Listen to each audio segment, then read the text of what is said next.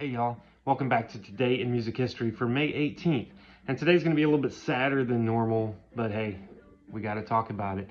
It was 8 years ago today in 2017 that Soundgarden singer Chris Cornell took his own life. They had just played a show in Detroit, and then his body was found shortly after midnight, and he was pronounced dead at 1:30 a.m.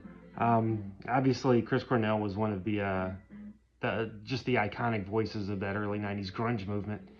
And I will say that Soundgarden was my favorite of those bands.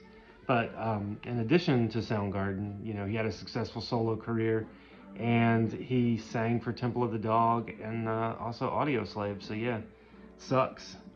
But 45 years ago today in 1980, uh, Joy Division frontman Ian Curtis took his own life.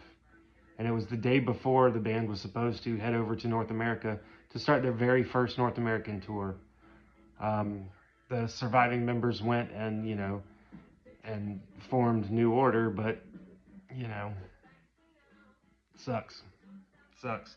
Also on that day in 1980, 45 years ago, Peter Criss was officially out of Kiss, and he was replaced by Eric Carr, but he ended up coming back along with Ace Frehley in 1996 for the massively successful Kiss Alive Worldwide tour that ended up being the biggest tour of 1996. And I will say this about Peter Criss, of the four original members, he's the only one that seems to be just riding off into the sunset with like some class. You don't hear him bad mouthing anybody. You don't hear any drama about him. He just seems to be enjoying his life, and good on you, Peter Criss. You deserve it. And happy 72nd birthday to a country star, George Strait. Happy 75th birthday to Mark Mothersbaugh of Devo. And happy 76th birthday to Rick Wakeman of Yes. And also, he was a session musician that was really in demand. And you may not know, but he is the guy that played the piano on David Bowie's Hunky Dory album. So that's him that you hear on the classic Life on Mars and Changes. That's Rick Wakeman.